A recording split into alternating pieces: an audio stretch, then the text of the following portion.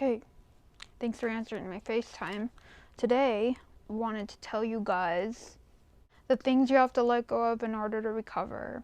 And your Ed's gonna hate this. Mine does too, but we hate him too. So I hope one of these helps you and makes you realize that we really do have to let go of this stuff. This is what I did, and so far, so good.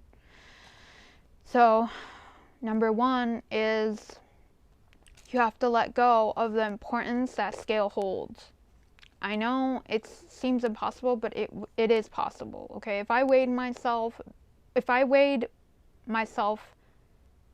as what I weigh now, back in the day, I would have a meltdown and I would cry if I can talk. But now I really don't care. You have to let go of the importance we have on that scale and that number on it to how much we care about. You have to let go of it.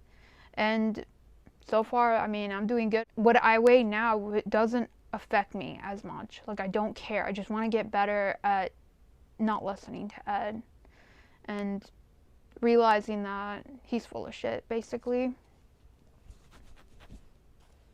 So are these lice. Number two is you have to let go of those strict rules I gave you and you listened to so much. You have to let go of it. You have to rebel against him. Let go of the importance to follow his directions. He's just trying to kill us, honestly. He's not doing this because he loves you, okay? It sounds like a toxic relationship because it is. You have to stop listening to his stupid rules. Number three is you have to stop calorie counting. It seemed like such a habit to look at the calories of things to the point where we can guess pretty much anything, but you have to stop. You have to let go of that.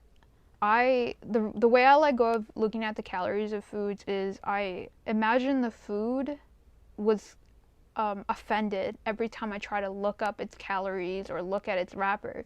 Like, it's like, how dare you think of me as just a number? I'm delicious type of thing. It's like, oh, my bad. And I don't know, I just don't want to hurt the feelings of anything, including objects. If I imagine it's hurting its feelings, I'll stop doing it. And all of this is a habit, you know? It became a habit. At one point, it was weird. You have to make it a habit to stop looking at the calories of a food. And then eventually it won't be as important anymore.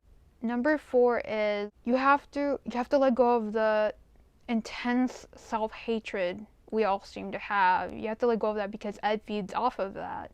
And you don't want to feed him. He won't even let you feed yourself. You have to let go of the self-hatred. And I'm not saying you have to call yourself beautiful and the most amazing person in the world, because that's a little cheesy and unrealistic. Just stop hating yourself. You know, kind of call it out and adjust to it. And, you know, like, don't call yourself names.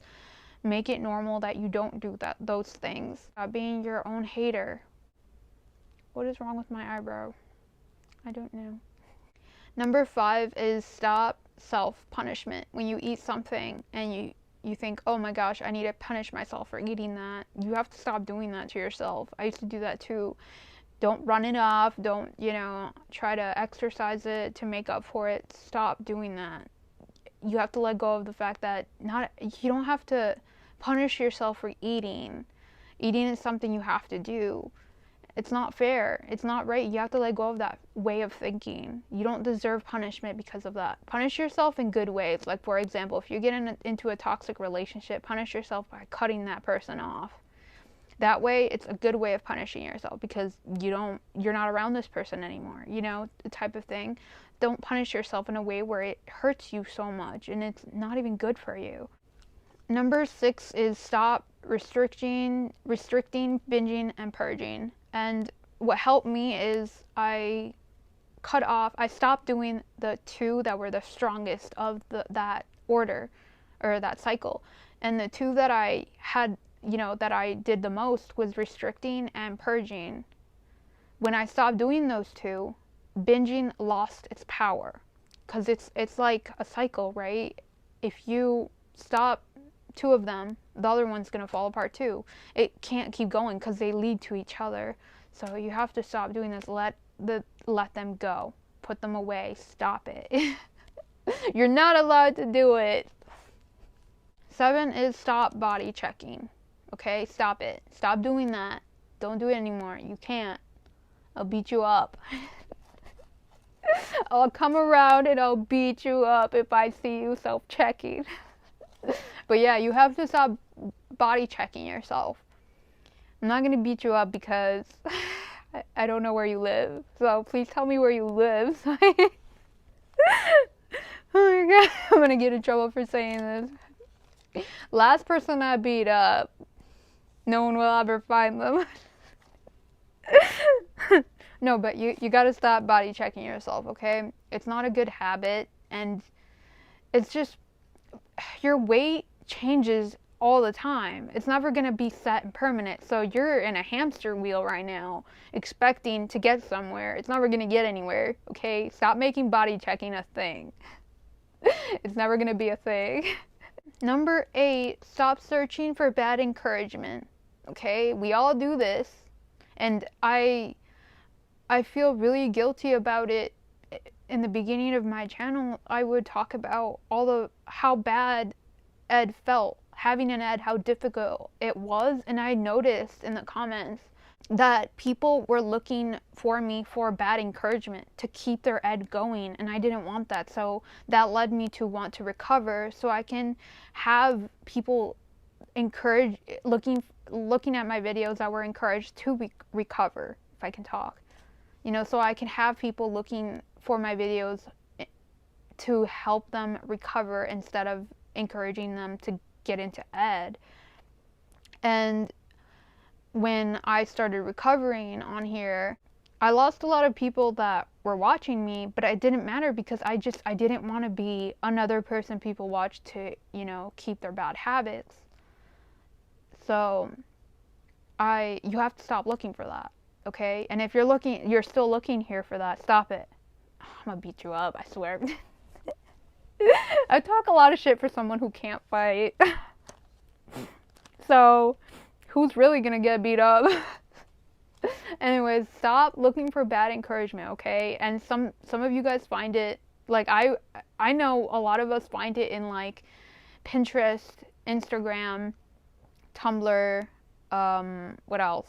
TikTok, anywhere, really. Stop. All these people you see that have the perfect body that you want, they don't even have it. If you see celebrities too that are known for, like, body goals or whatever it is, when their picture is taken without them knowing, they don't even look like how they show they look. So they're all using angles, Photoshop, filters, a whole group of photographers to get this picture to look this way. It's not realistic. So stop tricking yourself into thinking you're ever going to look like that, because they don't even look like that with everything helping them. It's not real.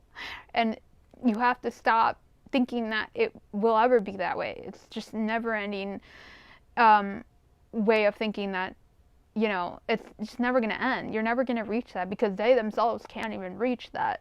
So number 9 is stop expecting censorship. Okay, let's not pull a Demi Lovato here and expect the world to censor itself to our sickness. It's not realistic, and it's honestly pretty immature. Because, back in the day, like, somebody would bring in cookies or pizza, and I'm like, wow, they really brought this, they're gonna trigger me. No, dude, the sickness, it's not there. It's right here.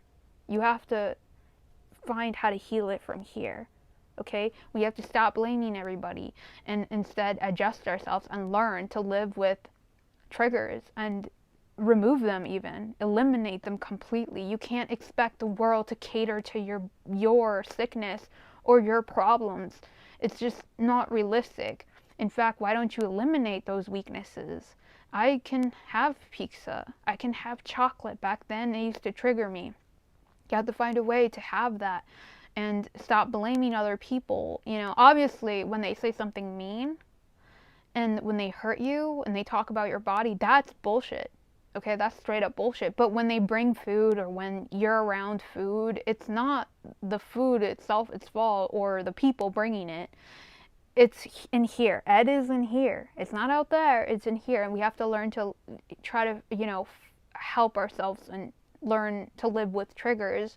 And it's hard, but We can get there, I promise. I can live around those foods and I won't start binging and purging. My nose itches. So, and for example, one of the things, my biggest pet peeves is like people that blame Chloe Tang for being a trigger. It's like, no, dude, I used to use Chloe's workouts as a way to encourage my ed.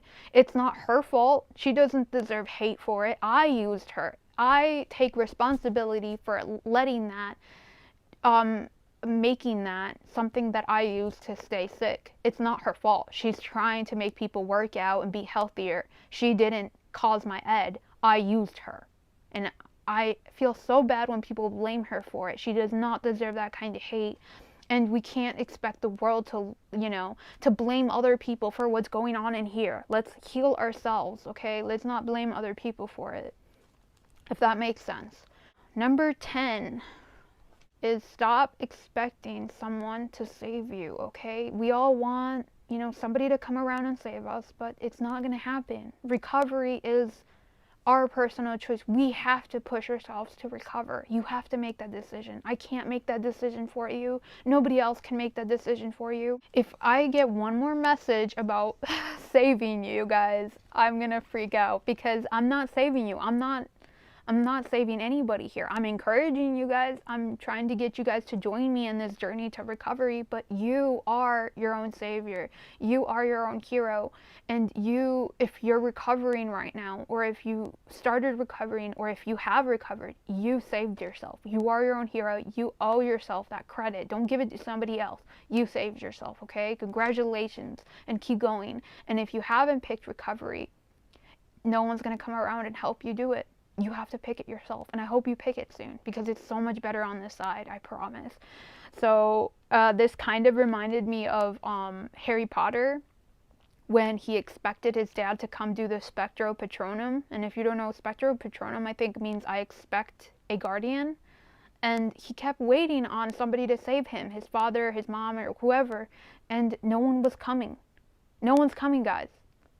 And in the end, Harry had to do the Spectro Patronum because he was his own hero. Be your own hero. Do that Spectro Patronum and end that Dementor ed for good, okay? And I hope you do it soon, because you have to be the one to do it. And if you don't understand Harry Potter reference, then I'm sorry, but that really reminded me of, that last one. If I forgot anything that you guys think I should have mentioned, please write it in the comments, because we can all benefit from it. And I hope you answer my next FaceTime. I'll see you. Bye.